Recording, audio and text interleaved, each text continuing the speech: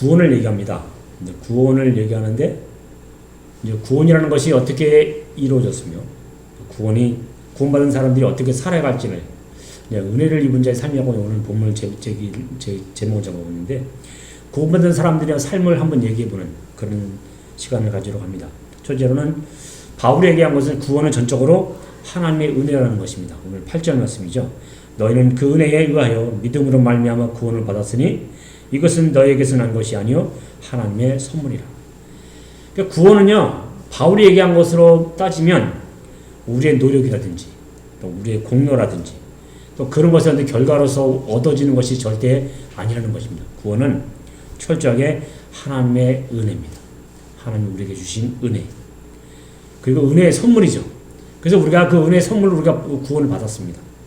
그렇기 때문에 우리는 구원을 가지고 내가 정말 잘나서 어떻게 특별하게 해서 이렇게 얻은 것이라고 생각해서 자랑할 것은 절대 아닙니다. 때로는 종종 신앙생활하면서도 은근히 이렇게 생각할 때가 있어요. 그래도 나는 남들보다 좀 더 열심히 했잖아.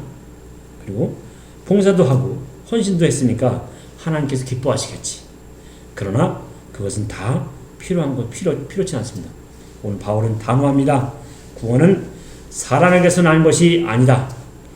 은혜란 자격 없는 자에게서 주어지는 하나님의 특별한 선물이고 사랑이라는 것을 분명히 얘기해 주고 있습니다. 그렇기 때문에 우리는 모든 것을 자랑할 수가 없어요. 자랑할 수가 없습니다. 오직 내가 자랑할 것은 누굽니까? 바로 내 안에 계시는 예수 그리스도. 그분을 자랑하는 것이죠. 어떤 아이가 아버지와 함께 선물을 사러 갔습니다. 열심히 골랐어요. 골라가지고 자기가 원하는 거 딱 고르고 그 다음에 다 거기서 계산하는 계산대에 다 갔는데 계산대에 가자마자 이 아이가 아버지에게 이렇게 말합니다. 아버지, 오늘은 내가 돈을 낼게요. 자, 기가 막힌 일이죠. 자식이 돈을 내서 이 계산을 한다고 합니다. 그러나 중요한 것이 있습니다. 그 아이의 지갑 속에 들어가 있는 돈은 결국은 누구의 돈일까요? 아버지의 돈이거든요. 마찬가지입니다. 우리가 받은 은혜, 우리가 받은 구원은 결국은 내 것이라고 생각하지만 절대 내 것이 아닙니다. 하나님 주신 거예요. 하나님 주셔서 내가 세우는 것이거든요. 심지어는 우리의 믿음조차도 하나님이 허락하셔야만이 받을 수 있는 것입니다. 이 믿음은요, 내가 믿고 싶어서 믿는 것이 아닙니다. 하나님이 허락하시고 우리에게 주셔야만이 얻을 수 있는 것이 믿음이에요. 그래서 믿음을 갖는 것은 정말 하나님이 허락하지 않으면 안 되는 것이거든요. 이것까지도 하나님의 은혜이기 때문에 우리가 이 모든 것을 하나님께 주셨다고 생각하고 하나님이 주신 것을 감사하면서 우리가 누리는 것이 진정한 구원의 그런 것입니다. 그렇기 때문에 우리가 혹시 신앙의 연수를 더 나아가서는 내가 헌신했다는 것을 혹시 자랑하고 그것을 나타내지 않았는지, 그렇다면 오늘 이 시간 다시 한번 생각해 보기 바랍니다. 주님, 모든 것이 은혜입니다. 주님, 모든 것이 주님의 은혜이고 주님이 주신 선물입니다. 이렇게 고백하고 이렇게 나가는 모습, 이 모습이 우리 모습이 되기를 주님의 이름으로 부탁드리겠습니다. 그 다음에 두 번째는 뭐냐면 9절을 보니까 구원은 행위의 결과가 아니라고 합니다. 행위에서 난 것이 아니니 이는 누구든지 자랑하지 못하게 함이라. 바울은 그렇게 얘기했습니다. 구원은 절대 행위에서 난 것이 아니다. 인간은 본능적으로 자랑하기를 원해요. 나 정말 이런 거 다 가지고 있거든. 감히 나한테 까불어? 이런 식으로. 우리 TV 보게 되면 그런 사람 많잖아요. 소위 금수저나 다이아몬드수 이런 아이들이 가서 자랑하고 막 그냥 떵떵거리고 노는 모습들. 이런 것이 많거든요. 이게 뭐냐면 인간의 본능입니다. 인간은 본능적으로 자랑하기를 원해요. 자기가 갖고 있는 거 자랑하고요. 그리고 내가 누리고 있는 거 자랑하고요. 그리고 내가 건강한 것도 자랑하기도 하고요. 막 그렇습니다. 신앙도 예외가 아닙니다. 그래서 바리새인처럼 자랑하기로 합니다. 당시에 바리새인들은요 너무 자랑하는 데 좋아했습니다. 그리고 그때 당시에는 기도라는 것이 특별하게 이렇게 주어져 있는 것이 아니었기 때문에 도처에서 기도를 많이 했거든요. 그래서 밖에서 그냥 앉아가지고 기도하기도 하고요.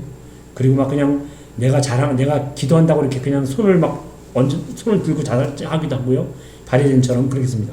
그게 그렇게 자랑하는 모습들이 있었어요. 자, 우리도 그럴 수 있다는 것입니다. 바리새인처럼 나는 저 사람과 같지 않아. 난 저 사람보다 믿음이 더 좋아. 이렇게 그렇게 자랑하고 나타나는 것이 있거든요. 그래서 어떤 때는 그 새신자가 정말 열심히 믿는 사람들이 보고서 눈에 그냥 뭐라 그러죠, 그 빛이 막 나면서 오히려 그 자랑 그거 보면 부러워하는 경우가 있거든요. 사실 그게 부러워한 것이 아니라 그것은 사실 하나님 주신 은혜인 것이죠. 본인도 그렇게 될 수 있는데 부러워하게 돼요. 그렇게 됩니다. 그러나 구원은 결국은 행위가 아니라는 것을 분명히 오늘 본문은 얘기하고 있습니다. 만약에 구원이 행위라고 한다면, 행위에 의해서 나타나는 얻는 것이라고 한다면 어떤 일이 벌어질까요? 아마 교회에 엄청난 경쟁의 장소가 될 것입니다. 나 더 열심히 헌신할 거야. 나 더 열심히 기도할 거야. 나 더 열심히 교회 나와서 모든 것을 하나님께 돌릴 거야. 아마 그런 것들이 너무 심해가지고 서로 경쟁하다 나머지 온전히 뭐랄까요? 헌신을 산다든지 아니면 거룩한 것을 비교한다든지 이런 것들 굉장히 많이 날 것입니다. 그 교회가 혼란스러워지겠죠.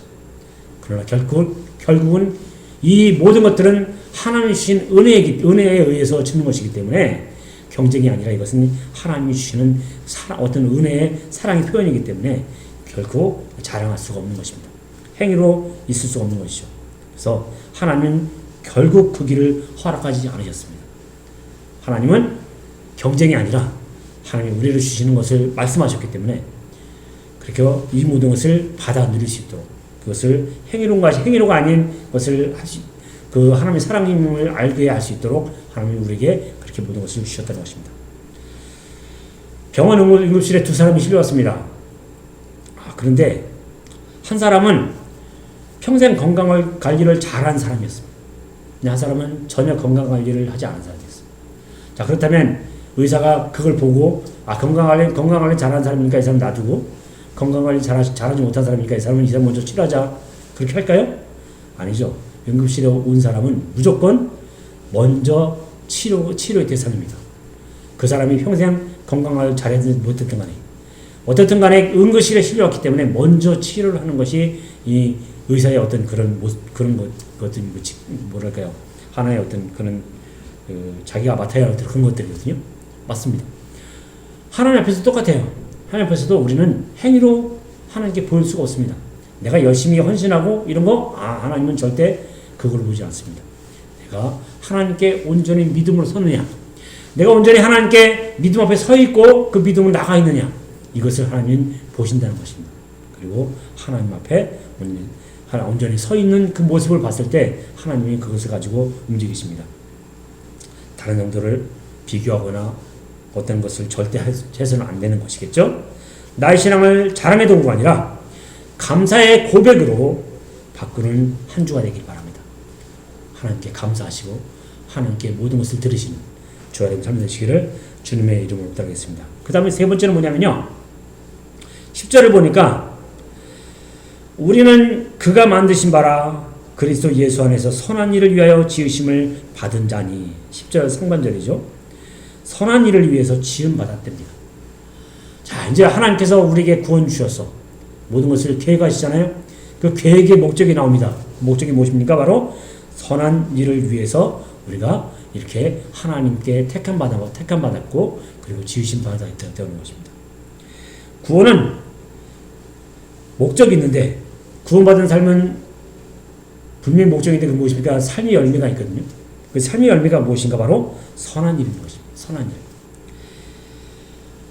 구원의 목적은 철저하게 하나님께서 우리를 통해서 선한 일을 하도록 만들어 주셨다는 것입니다. 각 사람은 하나님의 작품입니다. 그리고 사명이 있어요.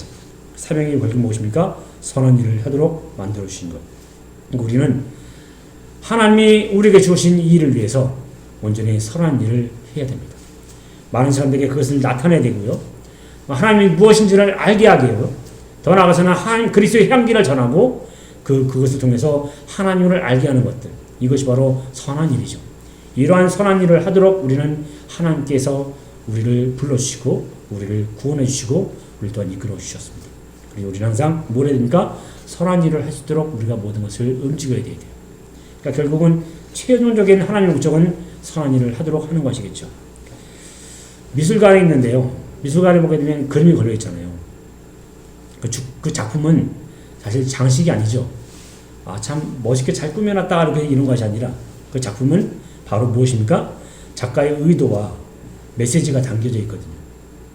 근데 그 작품이 만약에 걸려있지 않고 창고에 숨겨져 있다면 그 작품은 어떤 작품으로서의 어떤 그런 역할을 감당할 수가 없겠죠. 작품의 목적은 이루지 못하는 것입니다. 우리는 하나님의 작품입니다.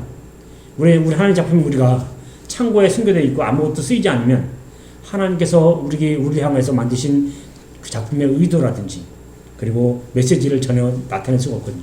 우리는 하나님께서 만드신 작품이기 때문에 우리는 밖에 내어줘야 되고 나가서 우리의 그리스도의 향기를 전해야 됩니다. 그래서 우리를 통해서 하나님이 어떤 것을 생각하셨고 하나님이 어떤 메시지를 주며 하나님이 또 향기가 어떤 것인지를 알게 하는 그런 모습, 바로 이것이 우리가 선한 일을 하는 그런 모습인 것이죠. 이 모습을 위해서 지음받았기 때문에 우리는 항상 선한 일을 통해서 하나님께 영광 돌리는 그런 삶의 차례를 좀 있습니다. 하나님께서 내 삶을 통해서 이루기 위해서 원하시는 것이 무엇인지를 다시 한번 생각하고 이를 위해서도 또 기도하고 그 일을 행하는 저의 여러분 삶이 되시기를 주님의 이름으로 드리겠습니다. 그 다음에 마지막으로 뭐냐면 10절 하반절인데요. 이는 하나님이 전에 예비하사 우리로 그 가운데서 행하게 하려 하심이라 했습니다. 하나님이 예비하신 길은 따로 있었다는 것이죠. 이 모든 것이 다 하나님 미리 예비하시고 움직였다는 것입니다. 내가 계획하고 내가 모든 것을 준비하고 하는 것이 아니라는 것입니다. 하나님이 다 예비하시고 움직이는 길이라는 것이죠. 선한 일조차도 하나님께서 미리 준비하셨다는 것입니다. 그러니까 그만큼 우리의 모든 계획들이 움직이는 것이 아니라 결국은 하나님께서 철저하게 우리를 계획하시고 우리를 인도하시고 우리 앞길을 예비해 놓으시고 모든 것을 움직이시는 그렇게 철저하게 모든 것을 하나님 계획 속에서 우리를 만들어 가신다는 것입니다. 그래서 우리는 철저하게 무엇입니까? 하나님의 계획하심에 우리는 순종하고 움직이면 된다는 것입니다. 그러면 우리 모든 길이 하나님 예배해 놓으신 것이기 때문에 모든 것이 합력하여 선을 이룰 수 있도록 모든 걸 만들어 가시는 것이죠. 우리는 때로는 새로운 길을 개척하려고 노력합니다. 그러나 이 개척하려고 노력하는 것이 아니라 하나님 내가 이 일을 하고 싶은데 이 하나님의 계획에 맞습니까? 안 맞습니까? 라고 물어봐야 돼요. 그리고 그것을 하나님께 물어봐서 하나님이 허락하셨을 때 하나님께서 합당하다고 내 마음에 흡족한 어떤 기쁨을 줬을 때 그럴 때 우리는 그 길을 가야 됩니다. 그러면 그 길이 하나님이 예비하신 길이고 하나님이 움직이시는 길이에요. 우리는 모든 것이 하나님이 예비하신 길이 있잖아요. 우리를 인도하시지 않습니까? 그럴 때 우리는 항상 내가 개척하는 것이 아니라 하나님께 물어보고 그것을 움직이고 그리고 최종적으로 하나님이 결제하심을 통해서 행하시는 믿음이 우리의 믿음이 되어 있습니다. 그럴 때 하나님은 이 일을 통해서 우리 모든 것을 인도하시고 만들어가시고 행하십니다. 이게 바로 하나님의 큰 그림이고 우리 향해서 움직이는 하나님의 큰 역사입니다. 선한 일을 이루시고 하나님의 계획하심을 이루시는 그 하나님의 놀라운 역사, 이 역사 가운데 우리가 더욱더 믿음으로 순종하면서 온전히 주님께 나가는 저의 여러분의 삶이 되시기 바랍니다. 내비게이션이 목적지까지 길을 안내하잖아요. 만약에 내비게이션이 그 역할을 잘못하면 내비게이션으로서 그 일을 할 수 없잖아요. 하나님 우리를 향해서 내비게이션처럼 우리에게 길을 인도하십니다. 우리 인생 길을 위해서 만남과 사명과 기회를 예배해 주시고 모든 길을 만들어 가십니다. 이제 우리는 철저하게 하나님 말씀대로 살아가야 되고 하나님이 말씀하시는 것을 귀를 기울여서 그것을 따라서 움직였을 때 우리는 하나님 계획 속에 우리는 살아갈 수 있는 것이죠. 조급함 많죠? 하나님 왜 나한테 이렇게 하셨지? 그러나 하나님 계획하시면 우리에게 미리 있습니다. 절대 조급하지 마시고 철저하게 하루 한 주를 주님이 예비하시는 길을 따라서 우리가 기도로서 그리고 하나님께서 주시는 것을 음성을 들음으로써 우리가 행했을 때 정말 한 주간이 주님으로 인해서 승리하시고 하나님의 계획하신 모든 것이 아름답게 이루어져서 모든 것이 해결되어지는 그런 삶을 살게 되시기를 주님의 이름으로 부탁드리겠습니다. 말씀 정리합니다. 오늘 구원을 얘기했는데요. 구원은 결과적으로는 하나님이 절대적으로 주시는 은혜였습니다. 그리고 구원받은 사람의 최종적인 목적은 하나님의 계획하심 속에서 선한 일을 이루시도록 만들어 가시도록 하나님이 우리를 계획하시고 만들어 가시는 그런 것이었습니다. 철저로 뭡니까? 하나님의 다 계획이라는 것입니다. 하나님의 움직임이라는 것입니다. 그 모든 것이 하나님의 큰 그림에 있다는 것입니다. 바로 그 큰 그림 속에 우리가 있는 것이죠. 우리는 철저하게 하나님 말씀만 듣고 나가면 되는 것입니다. 그럼 우리는 그 계획하심 속에 내비게이션에 따라 움직이는 것처럼 우리가 하나님 계획하심에 움직이게 되면 모든 것이